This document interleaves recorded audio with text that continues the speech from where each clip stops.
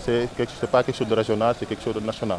Comme vous le savez, on a tous des problèmes de contrat, aussi bien chez nous les médecins, pharmaciens et dentistes, mais aussi partout. Hein, les contrats, le plus souvent, ne sont pas respectés. Les gens ne savent pas le contrat qu'ils signent, les différents types de contrats. Comme il y en a plusieurs, bon, aussi bien que les employés, on ne respecte pas carrément nos contrats. Et parfois, certains ne connaissent même pas les types de contrats qu'ils ont. Donc, on avait pris cette journée pour en discuter. C'est pourquoi on a pris ce thème cette année. Nos structures de travail, à chaque fois qu'on vient, nous, médecins, chirurgiens et dentistes, quand on nous apprend comment faire traiter, diagnostiquer, traiter. C'est ça qu'on nous apprend dans nos à l'université. Maintenant, quand on sort, on a des problèmes pour connaître normalement nos droits et devoirs. Parce que les droits et devoirs des travailleurs, c'est important. Aujourd'hui, on a invité un inspecteur du travail pour nous expliquer.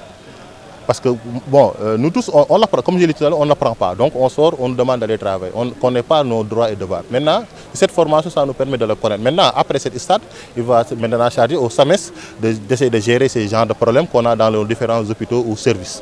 Maintenant, c'est ça. Maintenant, ça commence toujours par la formation. Après, quand on sait ce qu'on doit faire, maintenant, on va aller en action pour au moins qu'on puisse respecter nos différents contrats qu'on a. À l'approche du Magal de 2025, ça reste quelques mois. Donc les préparatifs ont déjà commencé dans la région de Diourbel. Et comme vous le savez, l'année passée, on nous avait promis 800 millions, bon, qu'on attend toujours.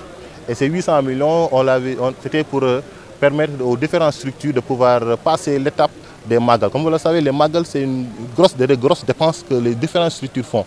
Et c'est intéressant qu'on mette, parce qu'on nous avait promis 800 millions l'année passée, et cette année-ci aussi, on nous avait promis au moins 3 ans d'avoir au moins certaines sommes pour pouvoir passer cette étape de Magal. Parce qu'après les Magal, les structures sont endettées. Parce que c'est des gratuités de 5 jours à 3 jours. Et ce financement nous aiderait beaucoup, de différentes structures à l'avoir. Donc ce serait bien que l'État au moins respecte leur engagement et puisse nous donner les 300 millions pour que les différentes structures puissent passer cette étape. Avant le prochain mois, et en plus amener ce qu'ils nous avaient promis pour cette année aussi.